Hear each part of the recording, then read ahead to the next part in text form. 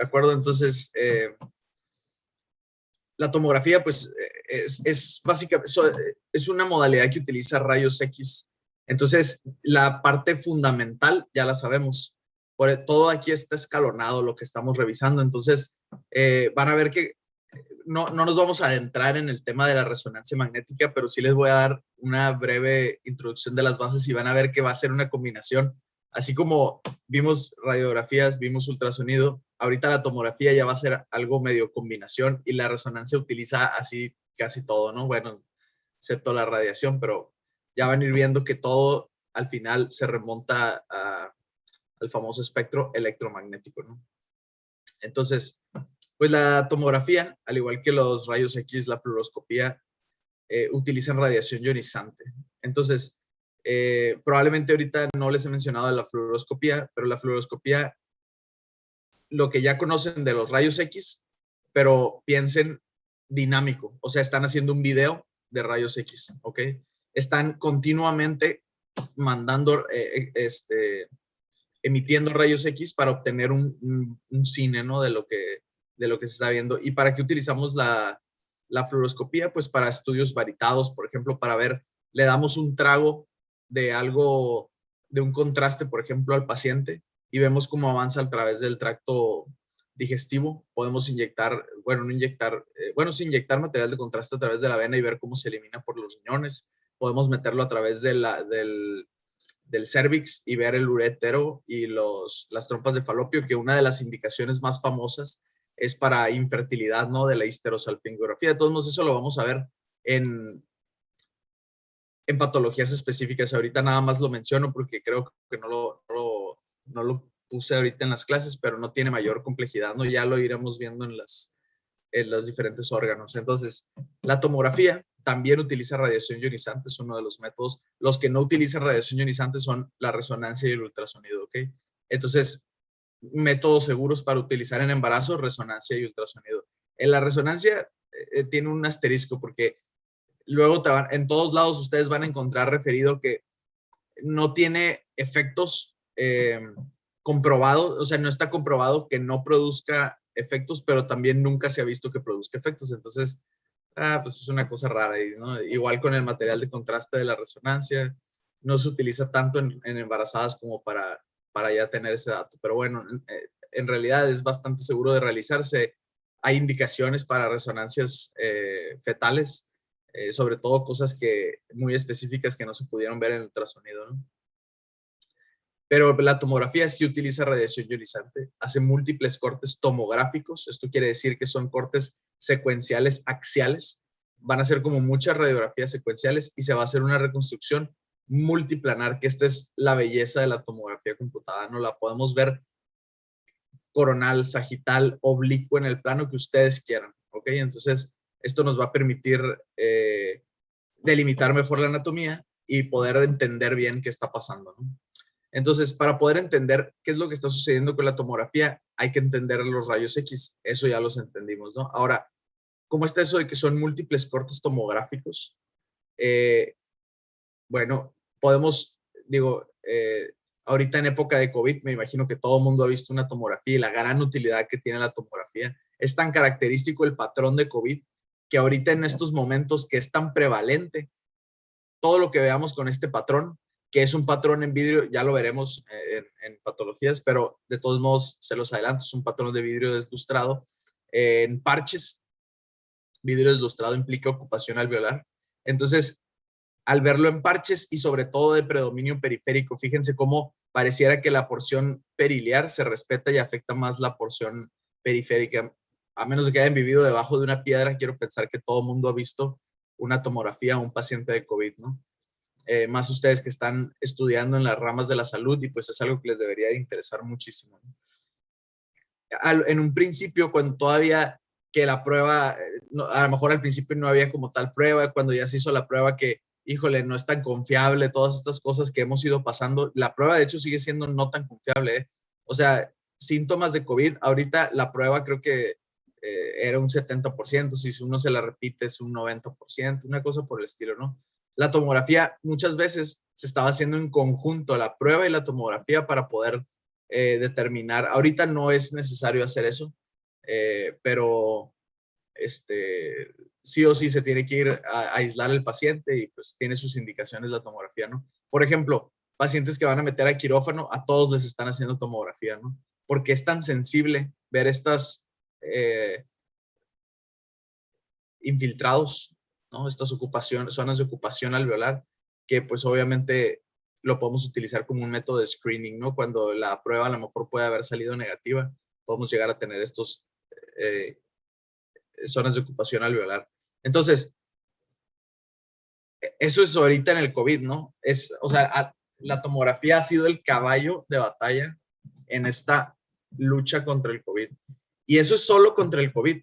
No se imaginan la gran utilidad que tiene la tomografía, al grado que los clínicos, me acuerdo, tenía en la residencia, uno de los adscritos de medicina interna decía, la clínica sirve para dónde le vamos a pedir, para ver de dónde vamos a pedir la tomografía del paciente, ¿no? Así digo, estamos hablando de que era un buen clínico y todo, ¿no? Tampoco era, pero pues, y obviamente es una exageración, pero pues hace un punto de la gran utilidad que tiene la tomografía. Y otra cosa es que a los clínicos les encanta la tomografía porque es muy anatómica.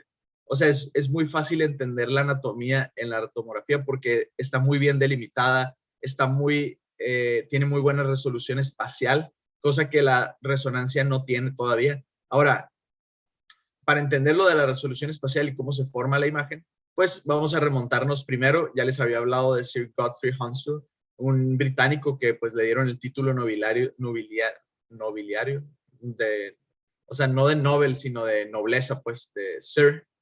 Ya ven que es como una especie de reconocimiento por parte de la reina, ¿no? Pero también le dieron el premio Nobel. En los 70s, él desarrolló el primer equipo de tomografía computada.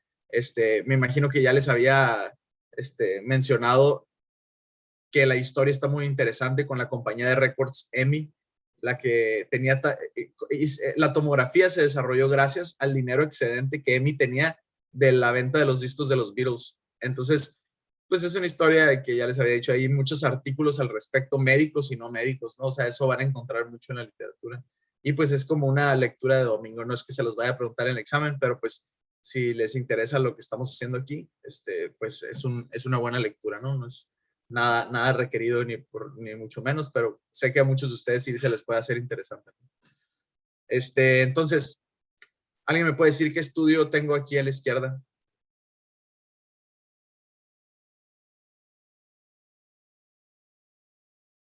Una radiografía. Pero pues hay que decir, siempre hay que acostumbrarnos a decir el nombre completo de los estudios en el examen. Cuando les pregunte, díganme el nombre completo del estudio, me tienen que decir el tipo de estudio, o sea, ultrasonido, tomografía, radiografía, lo que sea. Me tienen que decir de qué región anatómica es, abdomen, Columna tórax, lumbar. columna lumbar, lo que ustedes quieran, ¿no? Ahorita vemos si es columna lumbar o no. Y tienen que decir si se utilizó algún material de contraste. En el caso de las radiografías, rara vez se va a utilizar material de contraste, entonces en las radiografías pues no ponemos eso, pero en todos los demás estudios sí se utiliza en el nombre completo si lleva o no lleva material de contraste, ¿no? Ya iremos viendo también cómo saber si tiene o no tiene una tomografía, por ejemplo, una resonancia material de contraste.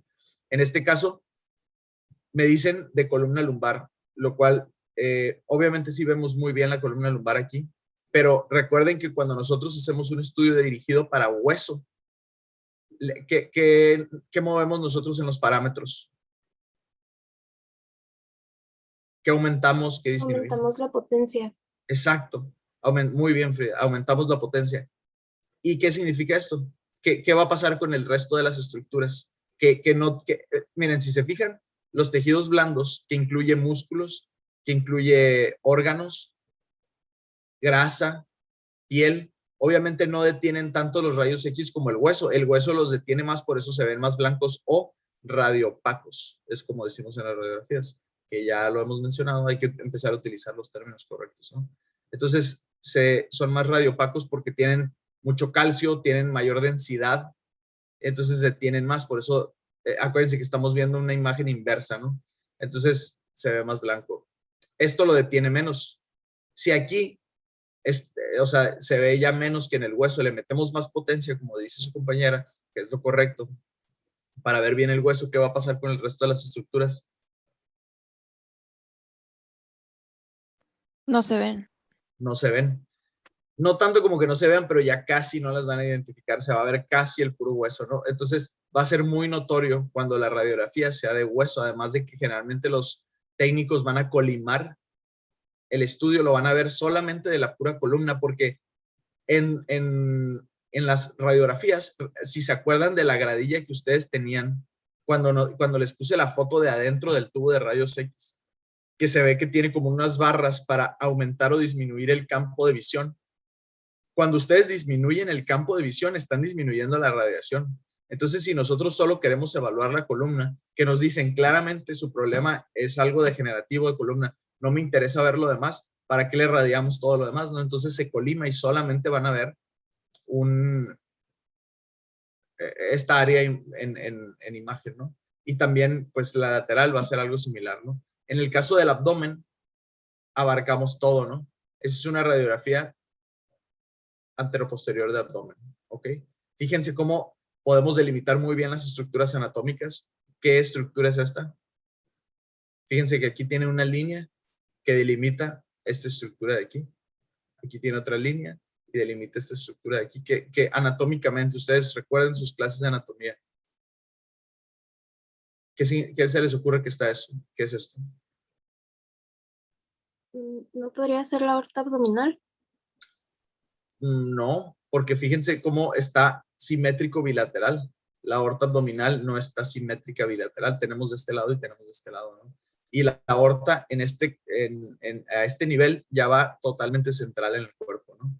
En la porción superior a lo mejor la curva y todo esto, pero aquí ya está central totalmente, ¿no? Entonces la aorta la veríamos proyectada sobre los cuerpos vertebrales. Recuerden anatomía, entonces primero utilicen todos sus conocimientos. Por eso les digo que me voy bien lento en la física y en las partes básicas, porque con eso se les va a facilitar mucho. Si ustedes no pueden reconocer la estructura anatómica, menos van a poder saber si es normal o anormal. Entonces, es músculo, ¿no? Es músculo. Muy bien, Andrea. Explícale a tus compañeros cómo llegaste a la conclusión de que era músculo.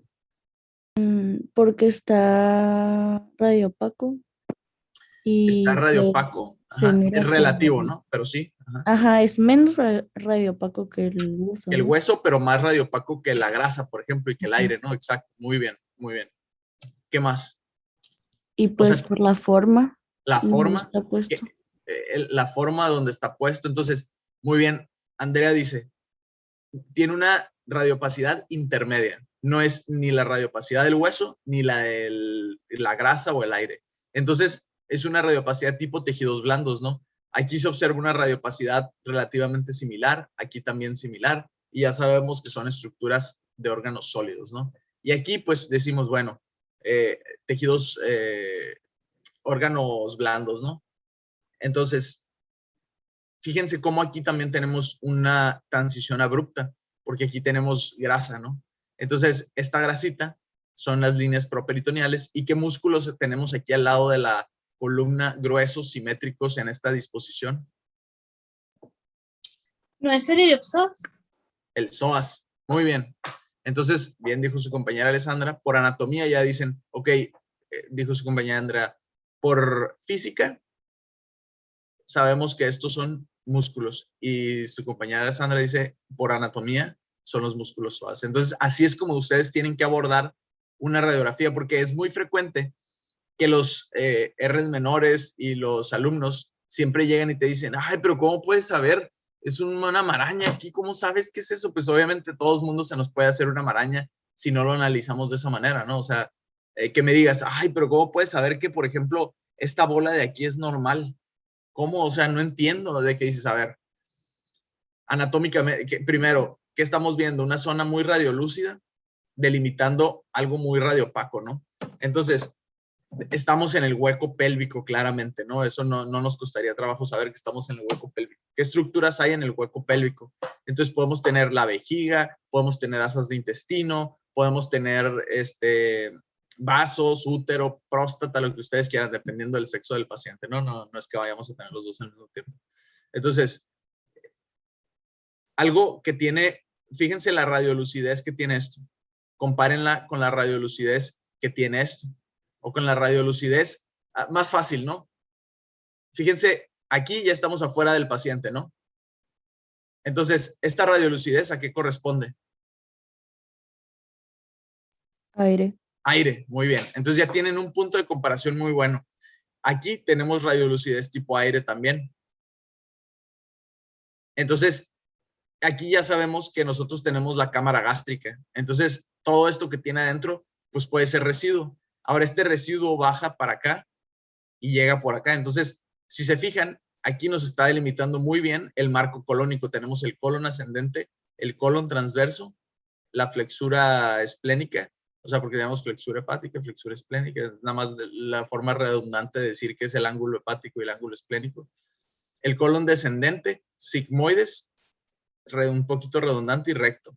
Entonces, ¿qué se les ocurre que es esto en base a las deducciones que hemos hecho?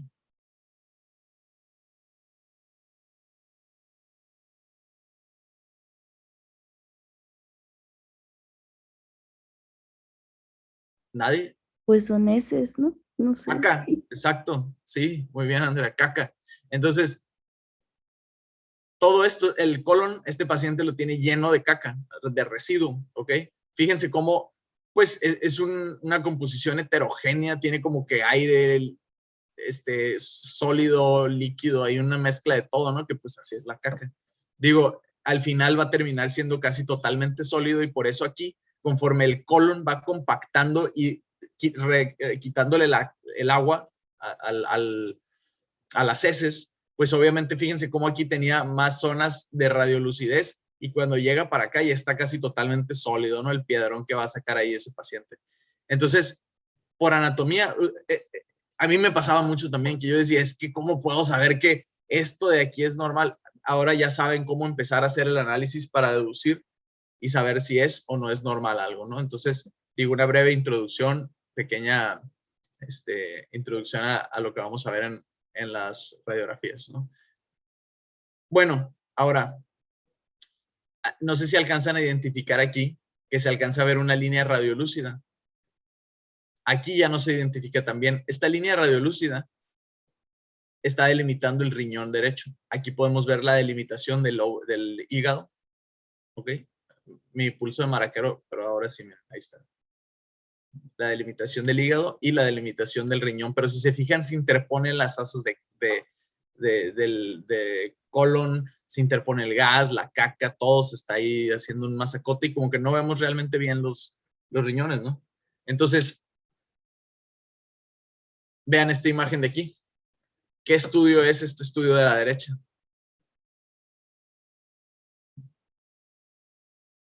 ¿También es una radiografía de abdomen? Es pregunta.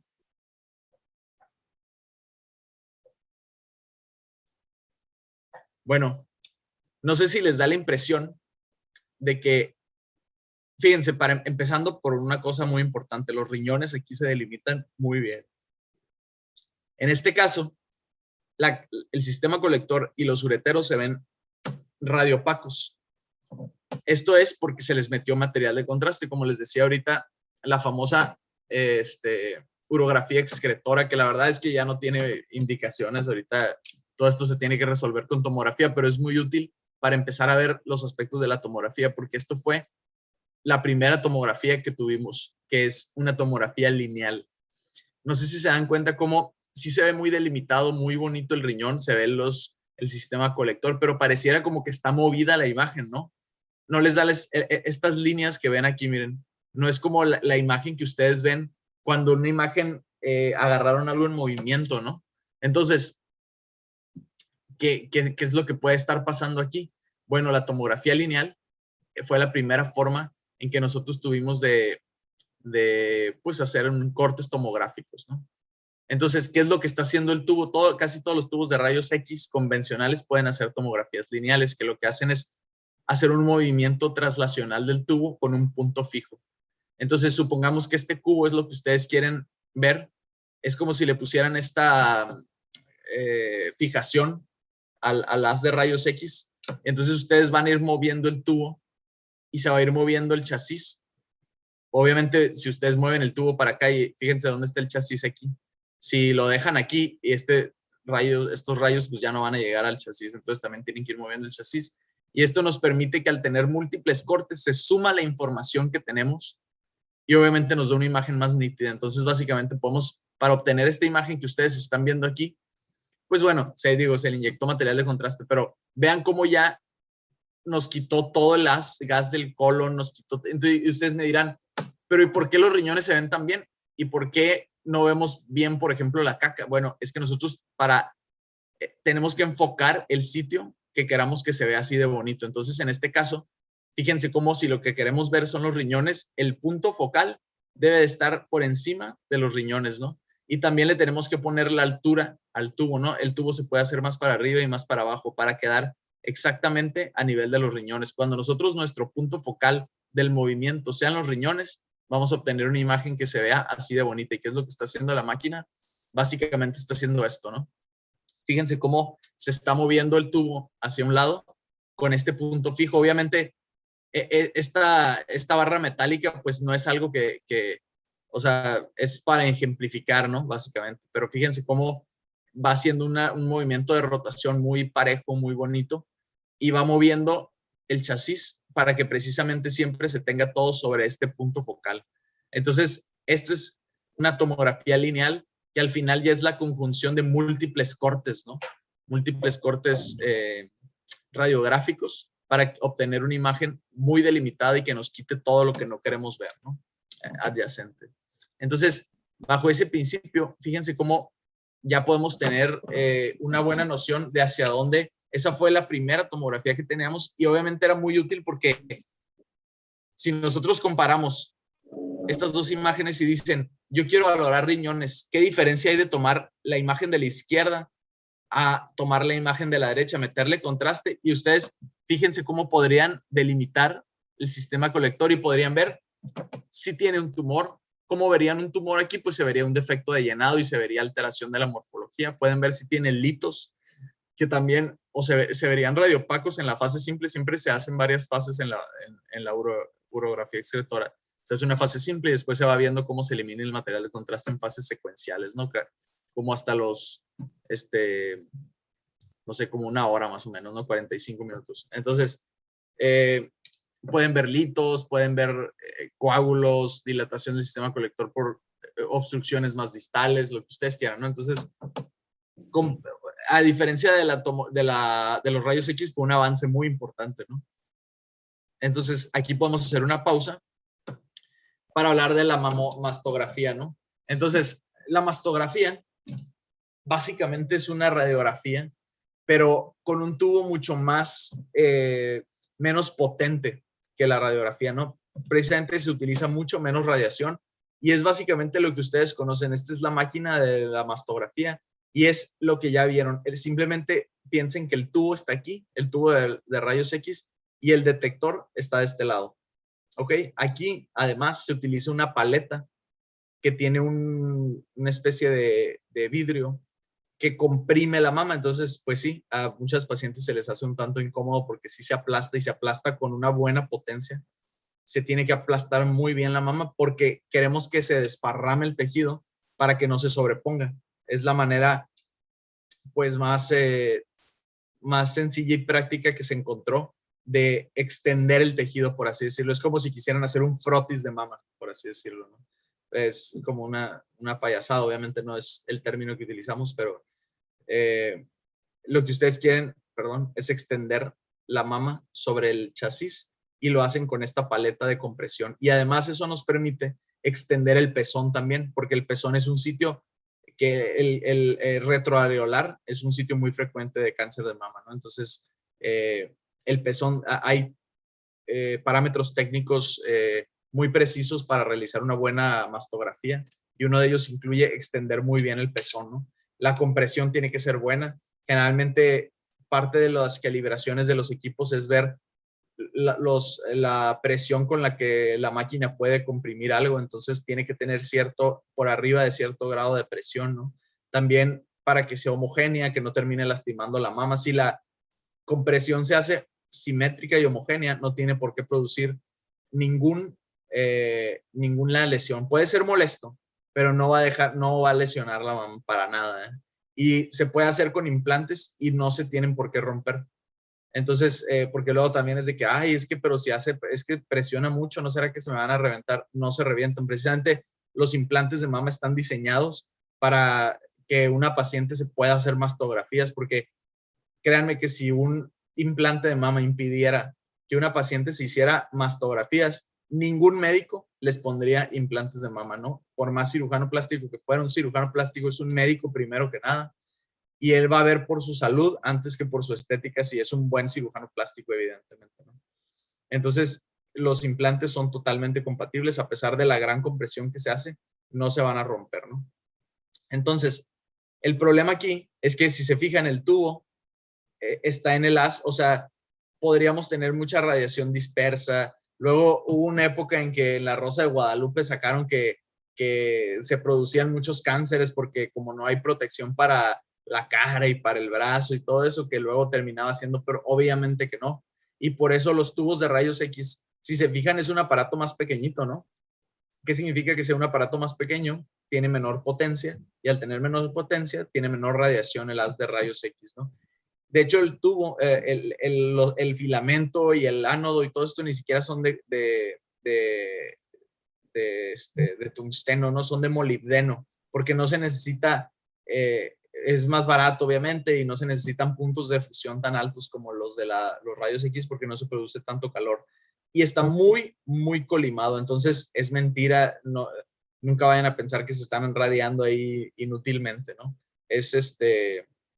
Y pues obviamente es el primer método de escrutinio que que tuvimos por parte de imagen, que se comprobó con evidencia científica que el hacerlo anualmente disminuía la morbilidad y la mortalidad, ¿no? Porque ustedes pueden decir, oigan, luego en los lugares fresones, ahí en los hospitales fresones en México DF, la gente que tiene muchísimo dinero, es muy frecuente que lleguen y digan, es que quiero hacerme un chequeo, quiero hacerme una tomografía desde la cabeza hasta los pies, solo para ver que no tenga nada. A veces se le hace porque, pues digo, los dueños de estos lugares muchas veces ya no son médicos, son empresarios, y ellos lo que quieren es ganar dinero, entonces hacen paquetes, ¿no? Paquetes de revisión completa, chequeos anuales, y hasta te ponen una foto de un osito de peluche todo bonito con un curita y ahí que, ay, que aquí te atendemos mejor y ven y revisa toda tu familia para ver que no tenga nada. Obviamente, desde el punto de vista médico, eso no está correcto, porque una tomografía de cuerpo entero es una radiación impresionante, cuando en realidad, si no la necesitas, pues es iatrogénico eso, ¿no? Todo el mundo entiende la palabra iatrogénica, ¿no? O sea, alguien que nos la explique solamente para saber que sí entienden la palabra iatrogenia, ¿no? Que no les estoy hablando ahí en chino o algo así. No es como una complicación causada por el médico, algo así. Muy cerca, Dana. Es un daño causado por el acto médico, ¿ok? Entonces, sí, efectivamente, una iatrogenia puede ser prevenible, ¿no? Porque hay iatrogenias que no necesariamente son, ¿cómo les diré? No, o sea, no es que el médico lo haya hecho con dolo. O sea, ustedes van a llegar a cometer iatrogenias en el transcurso de su carrera. El punto es que nunca sea una iatrogenia prevenible o con dolo, ¿ok? Una iatrogenia simplemente es una consecuencia adversa resultado de un acto médico. O sea, algo que ustedes hicieron que le terminó produciendo más daño al paciente. Pero esto puede no haber sido adrede. Por ejemplo, la lesión de la vía biliar causada por una colecistectomía es algo, pues, una patología muy fea que le puede pasar a cualquier persona. Es una complicación descrita de una colecistectomía. Obviamente, mientras más práctica, mientras más hábil sea el cirujano, pues menos probabilidad de que eso suceda, pero de todos modos en la literatura está reportado que por más hábil que seas, en el transcurso de tu carrera te puede llegar a pasar, ¿no? Entonces, para que no piensen que a fuerzas de iatrogenia es un acto ilegal, ¿no? O sea, que, uy, van a meter a ese médico a la cárcel. No, no, no, no. O sea, es una desenlace adverso de un acto médico, pero pues no necesariamente tiene que ser con dolo o con malicia. Puede ser impericia o puede ser simplemente que es una complicación que se puede dar, ¿no? Entonces, radiar a un paciente del cuerpo entero cuando no lo necesita es totalmente una iatrogenia, ¿no? Entonces, les digo, van a haber lugares que lo hacen, está mal, y generalmente estos lugares que lo hacen es porque los administradores no son médicos y lo que ellos quieren es maximizar ganancias. Y si alguien está dispuesto a pagar 50,000 pesos que le va a salir una tomografía de cuerpo entero, ¿no? Pues obviamente el administrador va a decir, véngase para acá, ¿no?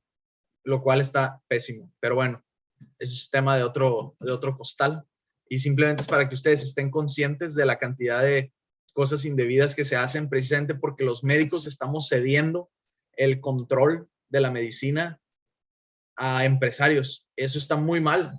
Entonces, espero que la mayoría de ustedes no se preste a estas prácticas erróneas que están sucediendo porque pues los médicos nos estamos durmiendo en nuestros laureles, literal, ¿no? O sea, piensen, por ejemplo, en las farmacias Simi.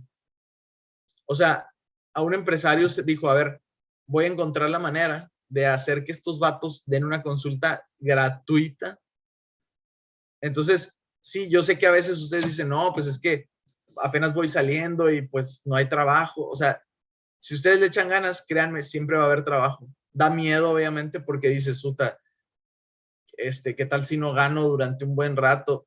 O sea, puede suceder, pero obviamente este miedo lo han explotado los empresarios para precisamente adueñarse de las decisiones de la profesión médica, ¿no? Entonces, por eso van a ver que cada vez se hacen cosas que no se deberían de hacer, y es precisamente por eso, ¿no? Porque, por ejemplo, algo que a mí me da tristeza es que cada vez menos colegas radiólogos son dueños de su gabinete, ¿no? Cada vez son más corporaciones gigantes que están a nivel nacional y que dices, sus métodos de operación pues llegan a ser un tanto no del todo correctos desde el punto de vista médico, ¿no? Entonces, el médico tiene que ser empresario y médico a la vez, ¿no? Tiene que ser administrador y médico a la vez, porque ustedes tienen que hacerse cargo de su propia práctica médica, no tienen que estar dependiendo de un empresario porque el empresario lo que quiere es sacarle el máximo cantidad de dinero, ¿no? Entonces, y ustedes, digo, obviamente quieren ganar dinero y si hacen las cosas bien pueden cobrar lo que ustedes quieran porque al final es el precio de su trabajo. Pero es mejor que lo hagan cobrando mucho a que lo hagan tratando de abaratar su trabajo con tal de tener más pacientes, porque al hacer eso se van a llenar de pacientes y van a empezar a cometer cosas que no deben de hacer, ¿no? Bueno, el punto es que no está contraindicado en prótesis mamarias, ¿no? Ahí hice un pequeño rant ahí, pero se me hace que son cosas, luego les voy a ir diciendo cosillas así que se me hace que son muy útiles, que todos los médicos también debe hacer parte de la formación del médico, ¿no? Porque está muy mal que estemos cediendo esa responsabilidad médica a gente no médica, ¿no? Entonces, básicamente es un tubo de rayos X con muy baja radiación. El tubo es de molibdeno, no es de tungsteno como los otros, precisamente porque no se necesita tanto un punto de fusión tan alto. Ahora, también como un breve paréntesis cultural, porque no sé si lo mencioné en la clase de mamografía, pero ¿qué han sabido ustedes acerca de la autoexploración mamaria? Si les preguntan opinión médica, llegan sus familiares y dicen, oye, mija, tú que eres radióloga, tú que eres médico, perdón, radiólogo, no, usted no, tú que eres médica o médico, lo que sea, ¿no? ¿Cómo está eso de la autoexploración mamaria? Alguien que me diga qué le dirían a sus familiares.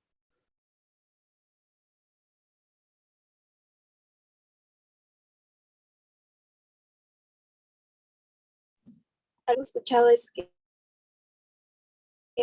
cuando una persona que no es personal médico se realiza una autoexploración y encuentra algo fuera de lo que cuando una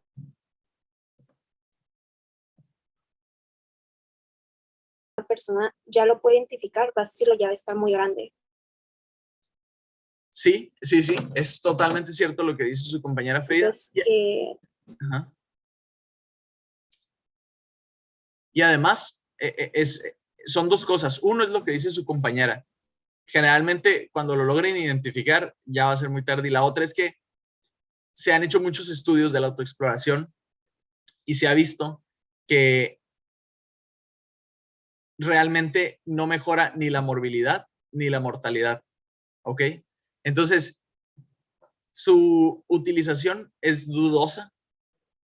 A lo mejor la utilidad de la autoexploración mamaria sería que no lleguen las pacientes con digo porque está horrible, pero llegan a llegar así todavía, sobre todo pacientes de muy bajos recursos. A mí solo me tocó ver eso en pacientes de origen indígena en la Ciudad de México, ¿no?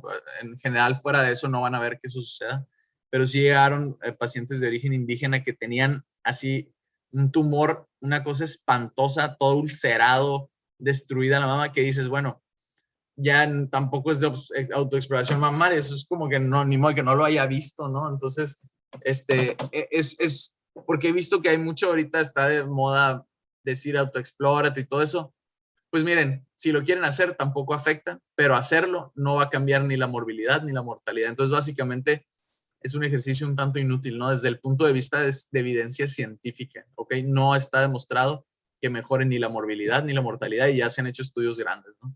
Entonces, pues si les preguntan, dile, bueno, mira, si te quieres autoexplorar, pues aprovecha ahí el jugueteo con tu esposo para que te autoexplore, pero así que digas que tenga un valor médico, que realmente te vayas a salvar del cáncer de mama, por eso, pues no, realmente no, ¿ok?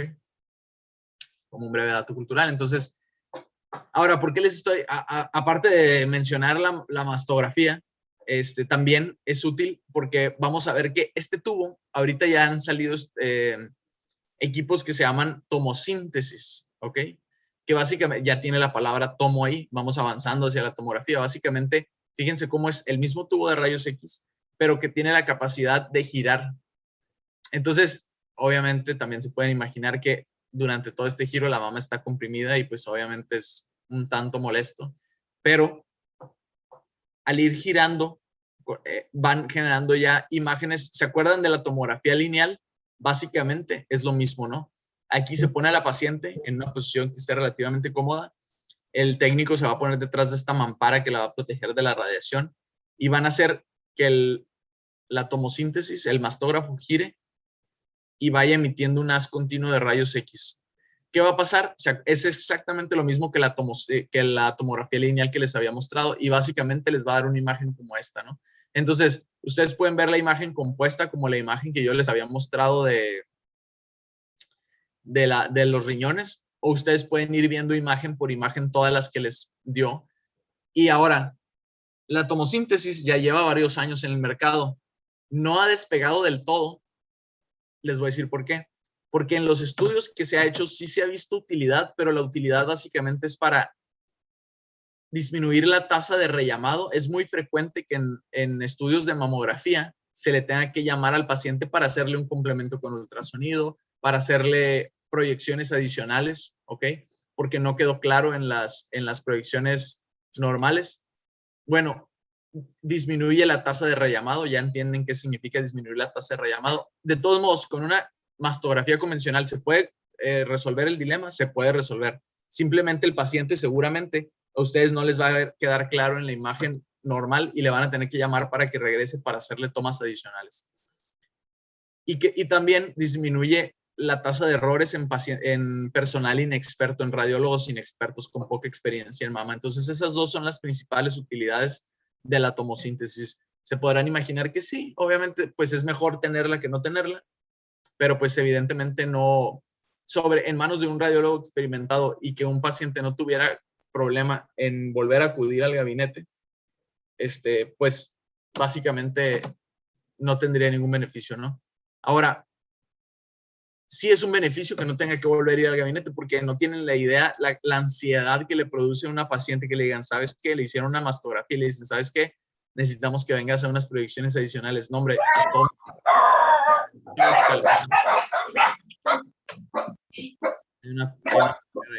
Pero bueno, ya estamos terminando.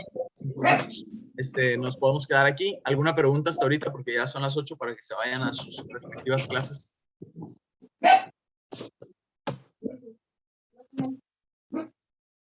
¿No hay ninguna pregunta hasta ahorita? A ver, ¿todo bien, Mayela? Muy bien. Entonces, estamos avanzando en la parte de tomografía. Vamos a ver la siguiente clase para que lo estudien. ¿Qué es un píxel? ¿Qué es un voxel?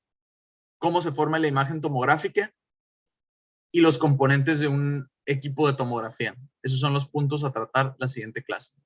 Nos vemos el viernes si no hay ninguna pregunta, y si tienen alguna pregunta, me quedo unos 30 segundos por si alguien no se había animado y se anima ahorita. Si no, eso sería todo por el día de hoy. Nomás una disculpa yo, doctor, por el micrófono. No, sí, traten de tener el micrófono apagado, ¿no? Porque, pues, digo, a mí qué, pero todos sus compañeros ahí de repente les truenan los oídos ahí con... Pero sí, no te preocupes. ¿Puede repetir Nada, Daniela, de nada. los temas de la siguiente clase? ¿Perdón? ¿Puede repetir los puntos que vamos a tratar en la siguiente clase? Sí, el concepto de píxel, voxel, cómo se forma la imagen tomográfica y cuáles son los componentes de un tomógrafo. Yo sí tengo una duda, doctor.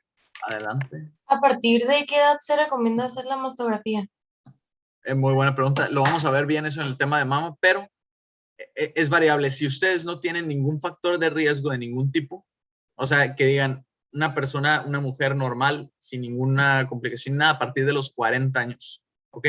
Pero si ustedes tienen, va variando dependiendo de, eso es para una mujer normal, ¿no? O sea, bueno, no normal, una mujer sin antecedentes familiares, vamos a ponerlo de esa manera, y que no ha tenido hasta ese momento cáncer de mama, ¿no? Porque pueden haber presentado ya un cáncer de mama a los 40 años y obviamente la mama contralateral se les va a tener que estar haciendo screening, ¿no? Pero en caso de que no haya nada de estas complicaciones a los 40 años, si no, dependiendo por ejemplo, si hay ciertas mutaciones que son familiares, hereditarias, y eso va a hacer que a veces hasta desde los 25 años les empiecen a hacer screening para cáncer de mama, y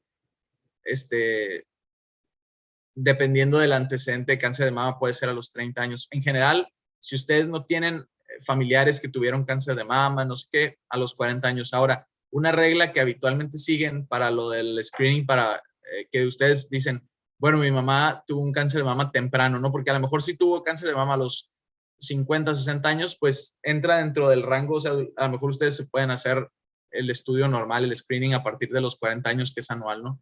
Pero si ustedes, uno de sus familiares tuvo un cáncer de mama temprano, que por ejemplo digan, mi mamá tuvo a los 30 y tantos años, ¿no? Eso ya es temprano, es muy joven para tener cáncer de mama. Entonces, la regla es que ustedes se lo hagan algo así como 5 o 10 años antes de la edad que tenía su familiar cuando tuvo el cáncer de mama, ¿no? Entonces, más o menos así es, pero hay guías, o sea, eso ya está bien establecido. Ustedes lo que se tienen que aprender ahorita para el público en general es 40 años. 40 años es para casi la mayoría de las mujeres, ¿no? Son casos ahí ya más finos y excepcionales cuando tienen familiares con afección de cáncer de mama, o que tienen genes que habitualmente cuando tienen muchos familiares que tuvieron cáncer de mama, les hacen una batería genética, ¿no? Médicos genetistas, y les determinan si tienen algún oncogen por ahí, y si lo tienen, de hecho, hay oncogenes que son tan agresivos, o sea, que seguro les va a dar cáncer de mama. De hecho, seguramente saben que Angelina Jolie, por ejemplo, se quitó las mamas. Hay muchas veces que terminan optando por la mastectomía radical bilateral y ponerse prótesis porque ya saben que sí o sí van a tener cáncer de mama, ¿no? Pero eso es una cosa muy rara, ¿eh? No vayan a creer que, ay, tengo antecedentes de cáncer de mama, me voy a quitar las mamas. No funciona así. Eso no. El riesgo porque un familiar de ustedes haya tenido cáncer de mama es mínimo para ustedes.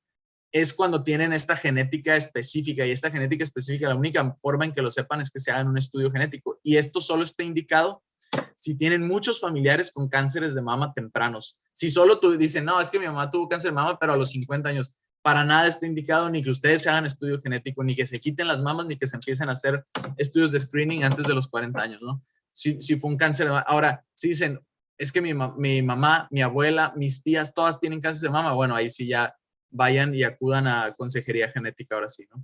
No es para un cáncer de mama aislado ahí, de, ay, mi tía tuvo, me voy a quitar las mamas. No, no, para nada. Y la recomendación de quitarse las mamas debe ser de su médico. No es cuestión de que digan, ay, qué miedo, mejor me las quito. No, no, no. Hay indicaciones, ¿no? Dependiendo de los resultados de la genética y de los resultados del análisis de sus antecedentes familiares. Para responder brevemente la pregunta, para el público en general, es a los 40 años. Creo que las guías de práctica clínica siguen diciendo a los 50, lo cual está mal, ¿eh? Todas las guías gringas ustedes van a encontrar que es a los 40 años. Si ya actualizaron las GPCs, las guías de práctica clínica, que son como las guías de aquí de México, pues ya deberían de decir 40 años. No me acuerdo si todavía dicen 50. Si les preguntan en un examen como tipo NARM o Ceneval, revisen bien ahí las guías de práctica clínica. Pero ustedes para la vida diaria, o sea, para el consejo que ustedes le van a dar a sus pacientes es 40 años, ¿ok?